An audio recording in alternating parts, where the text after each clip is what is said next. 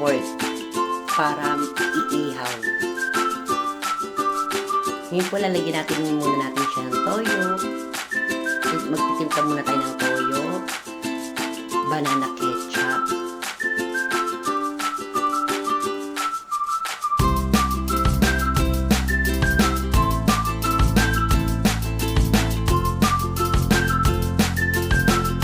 at lalagyan natin siya ng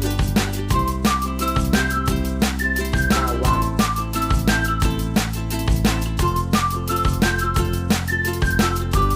Lagyan natin siya ng sugar.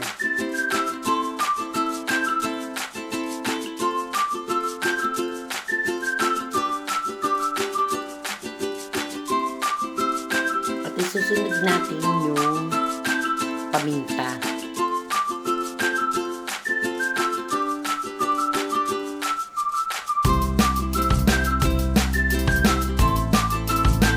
At lagyan natin siya ng konting dalawang siling labuyo para medyo maanghang. At lalagyan natin siya ng Sprite para medyo manamis-namis siya.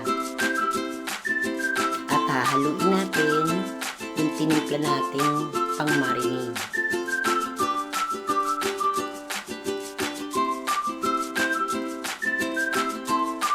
At kapag na-mix na natin yan ng mix na mix talaga, yung halong-halo talaga, at ilalagay na natin yung pork.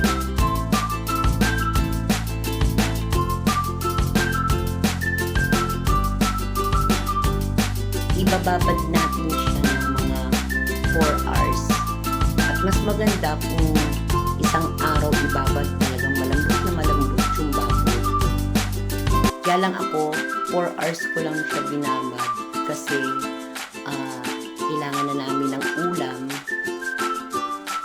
Kaya umaga pa lang binabad ko na siya. Mga 11 AM binabad ko na siya. At hinango ko siya, tinusok ko siya sa isang stick para madali siyang mabaliktad-baliktad siya. Ayan, stick ko na siya. Pero binabad ko muna siya ng 4 hours bago ko siya nilagay sa stick.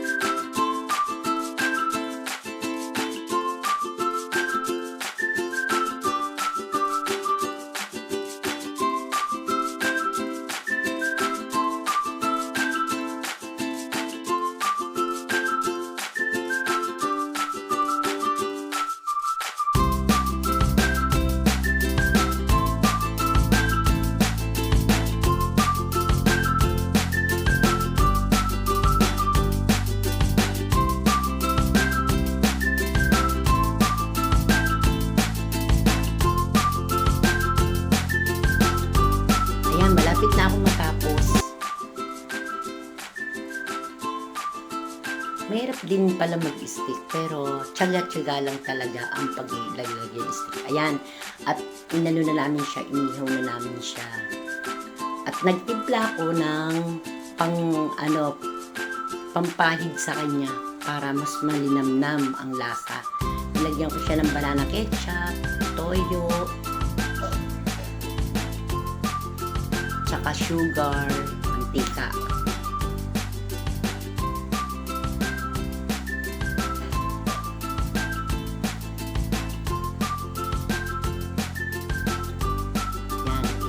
Haluin natin yan pagkatapos imimix natin maigi.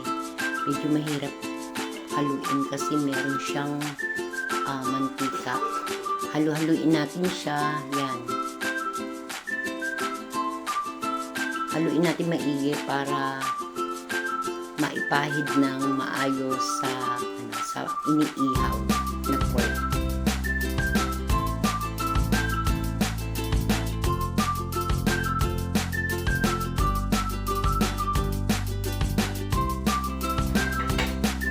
Nagsimula na kami mag-ihaw.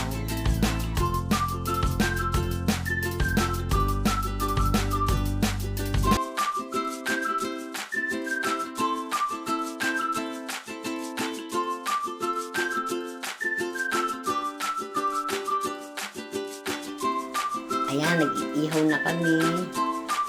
Ayan, binabaliktad na namin yung yan, para maluto. Maluto siya ng maayos at lahat at malambot siya. Yan, nakarami na kami. Madami din pala yung 1 kilo. Pero okay na yan. Kasya naman. Marami nakakain. Magsasalang ulit kami ng panibago.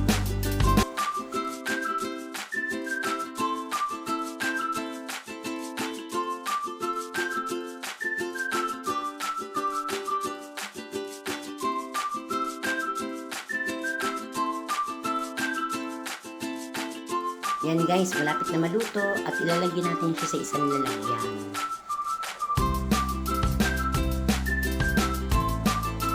Kaya eto na, tapos na. Thank you for watching and God bless. See you next video. Bye-bye.